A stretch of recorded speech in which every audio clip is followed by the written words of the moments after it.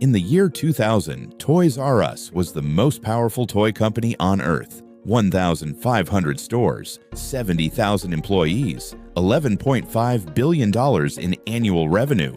3 generations of children had grown up believing that Toys R Us was not just a store, it was a destination, a place where childhood lived. And in August of that year, their executives sat down and signed a contract with a small online bookseller that had recently started selling toys on the internet. The contract was a 10-year exclusive partnership deal. Toys R Us would be the sole toy seller on Amazon's platform. In exchange, they would pay Amazon $50 million per year, plus a percentage of sales. Amazon would handle the website, the fulfillment, the logistics. It seemed brilliant. A struggling physical retailer outsourcing its digital problem to a company that knew how to solve it. It was the single worst business decision in the history of American retail. Within 3 years, Amazon was secretly allowing competing toy sellers onto the same platform. Toys R Us was paying $50 million a year for exclusivity they weren't receiving. By the time a court confirmed Amazon had violated the contract, 6 irreplaceable years of e-commerce development were gone.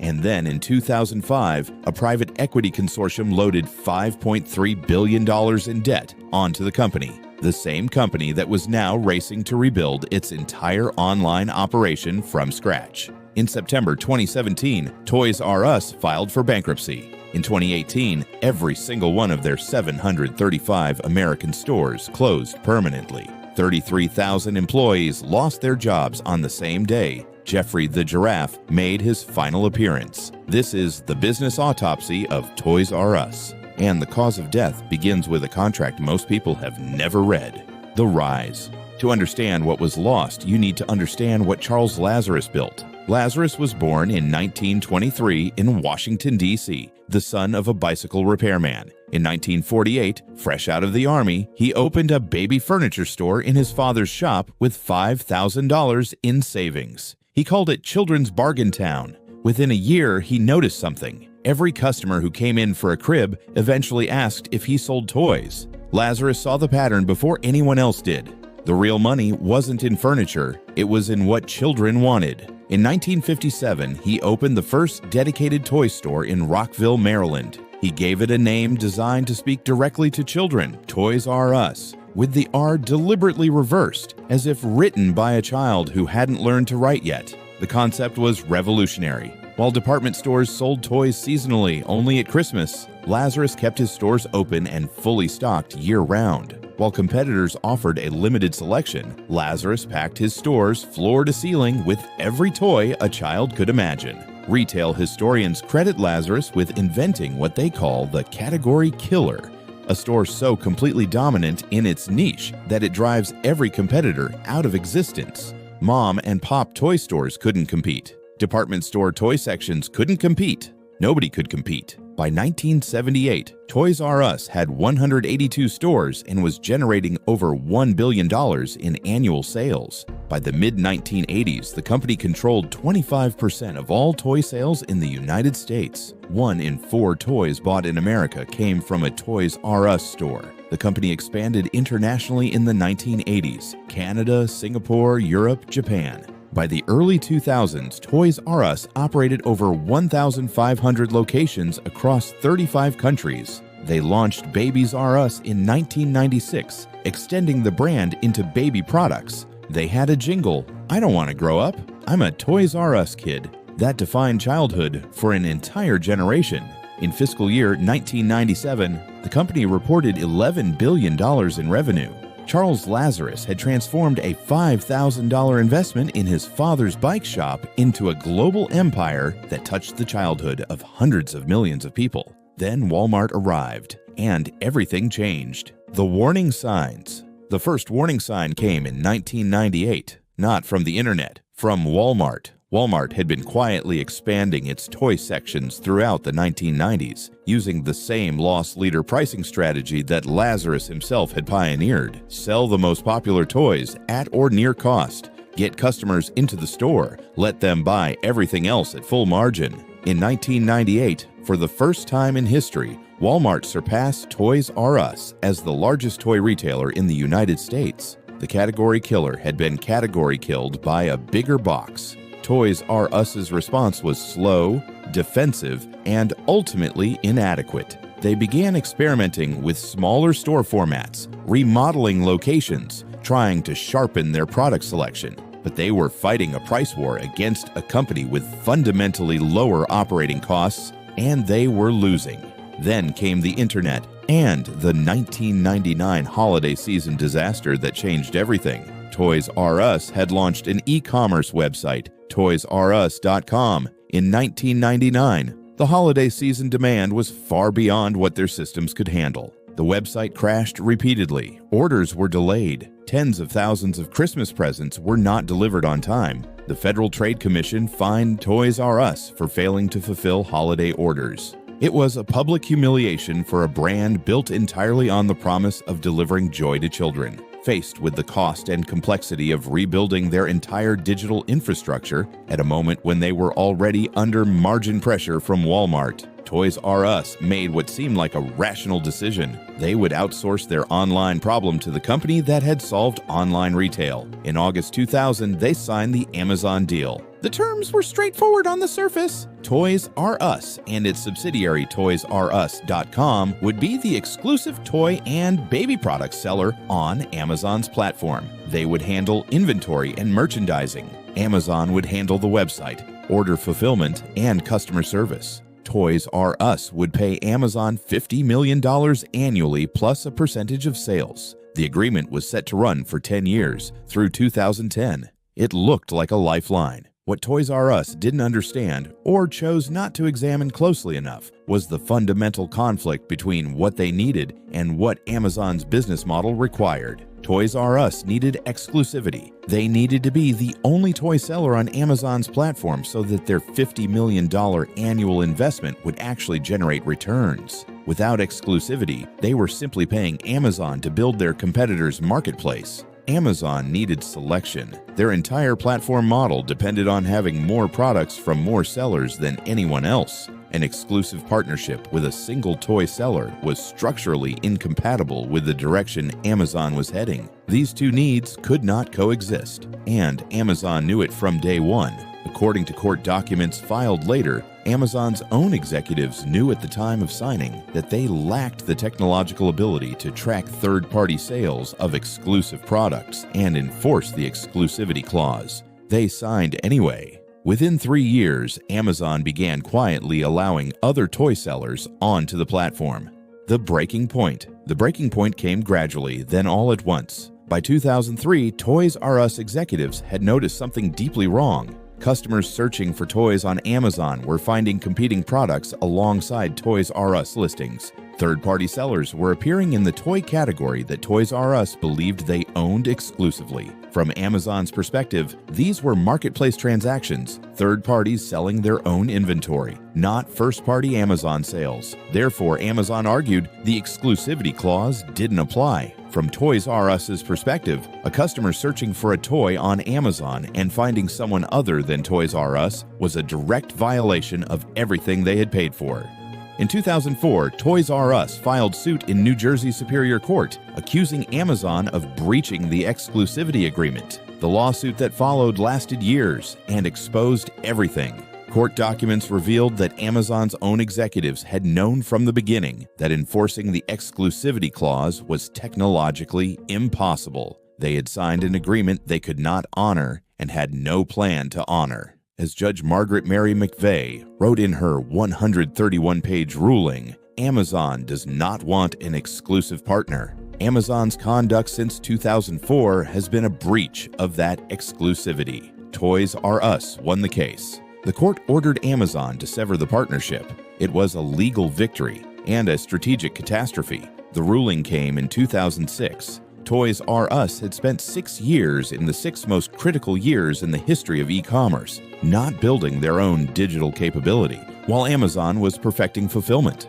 while eBay was scaling, while 1,000 online retailers were learning how to sell on the internet. Toys R Us had been frozen, dependent, outsourced. They now had to build from scratch what should have been built between 2000 and 2006. With a smaller team, less time, and a competitive landscape that had transformed completely around them. And then, in 2005, While the lawsuit was still active, came the deal that made survival mathematically impossible. A private equity consortium consisting of KKR, Bain Capital, and Vornado Realty Trust acquired Toys R Us for $6.6 billion. The structure was a leveraged buyout. They put in $1.6 billion in equity and loaded $5 billion in debt directly onto Toys R Us's balance sheet. When Toys R Us filed for bankruptcy in 2017, they disclosed they were carrying approximately $5 billion in debt and spending roughly $400 million per year just to service it. $400 million a year in interest payments alone, while simultaneously trying to rebuild their e-commerce infrastructure and compete with Amazon, Walmart, and Target. It was not possible. The math simply did not work. The collapse.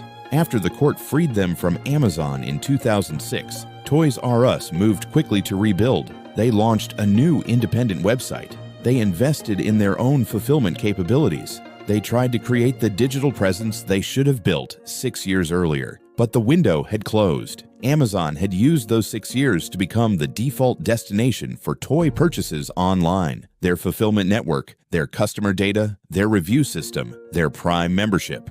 All of it had been built while Toys R Us sat on the sidelines. By 2012, Amazon had become the largest toy retailer in the United States. The position Toys R Us had held for decades. The student had absorbed the market of the teacher. Meanwhile, the private equity debt made every strategic decision impossible. Toys R Us needed to invest hundreds of millions of dollars in store renovations, digital infrastructure, and competitive pricing to survive. The $400 million annual debt service consumed the cash that investment required. They couldn't renovate their stores. They couldn't compete on price. They couldn't build the e-commerce platform they needed. Every option required capital they were spending on debt service instead.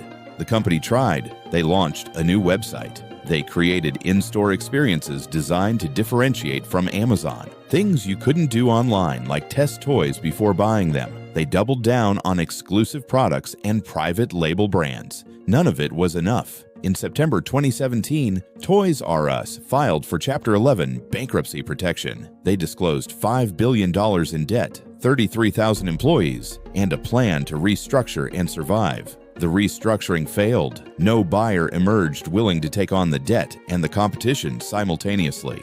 In March 2018, Toys R Us announced it would liquidate all 735 remaining U.S. stores. The going out of business sales began. Children came with parents to buy toys at discount in stores they had visited their entire lives. 33,000 employees received their layoff notices. Many received no severance. A worker advocacy group later documented that KKR, Bain Capital, and Vornado had collected $464 million in fees and interest from Toys R Us during their ownership, while the employees who built the company received nothing when it closed. On June 29, 2018, the last Toys R Us stores in the United States closed their doors. Jeffrey the Giraffe made his final appearance. It was over. Time to open the body. The Autopsy 3 causes of death, all documented, all preventable, all connected, cause of death -1. In 2000, Toys R Us outsourced its entire e-commerce operation to Amazon, the company that would become the world's largest toy retailer. The partnership saved money in the short term while destroying the capability Toys R Us needed to survive long term. By the time a court confirmed Amazon had violated the exclusivity agreement in 2006, 6 irreplaceable years of digital development were gone. You cannot outsource the future of your industry to the company most motivated to own that future. Amazon's business model required marketplace competition. Exclusivity with a single seller was structurally incompatible with what Amazon was building. The outcome was not a surprise. It was a predictable consequence of misreading who Amazon actually was. Cause of death. 2. The 2005 acquisition by KKR, Bain Capital, and Vornado loaded $5 billion in debt onto a company already trying to rebuild its digital capabilities from scratch. Annual debt service of approximately $400 million consumed the capital needed for every strategic investment. Store renovation, e-commerce development, competitive pricing, talent acquisition. This is the same mechanism that killed Blockbuster, a leveraged buyout structure that loads the cost of acquisition onto the acquired company, leaving it financially incapable of responding to competitive threats. Toys R Us needed to spend hundreds of millions on transformation. The debt ensured that money went to lenders instead. The private equity firms collected $464 million in fees and interest during their ownership. The 33,000 employees received no severance when the company closed. Cause of death 3. Between 2000 and 2006, the e-commerce landscape transformed permanently. Amazon built Prime, fulfillment networks scaled, customer behavior shifted, online toy sales went from a novelty to a primary channel. Toys R Us spent those 6 years frozen, contractually dependent on a partner who was simultaneously building the infrastructure to compete with them. When the court finally freed them in 2006, they faced a marketplace that had moved 6 years ahead without them. The gap between where they were and where they needed to be was not closable with the resources they had, especially with $400 million per year leaving the company in debt service. Lost time in a rapidly evolving market is not recoverable.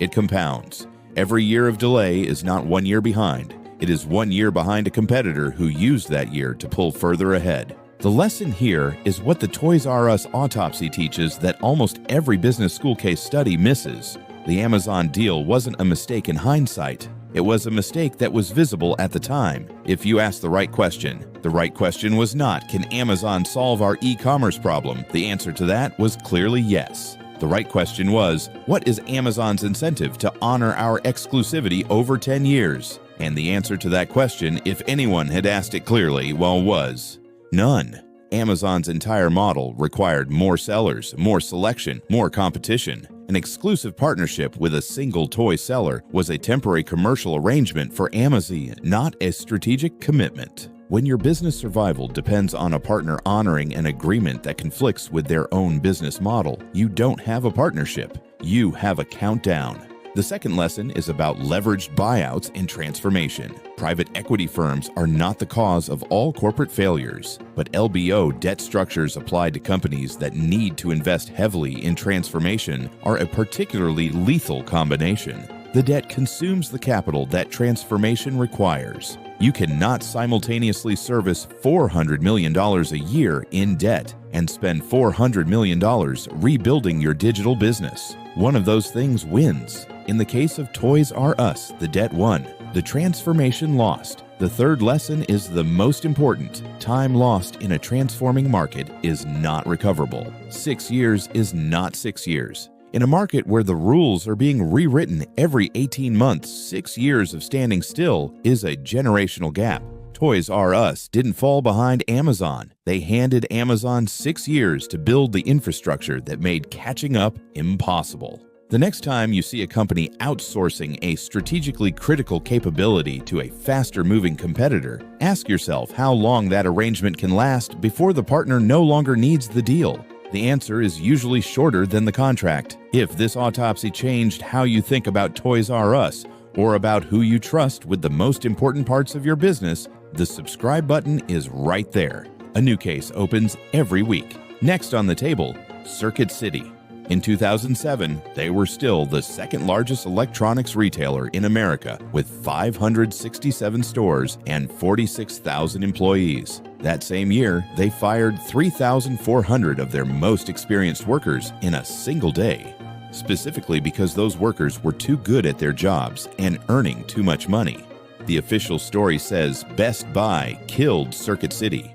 The real story is that Circuit City killed Circuit City with one decision that destroyed employee morale, gutted customer service, and handed their competitor a gift they never recovered from. We'll see you in the autopsy room.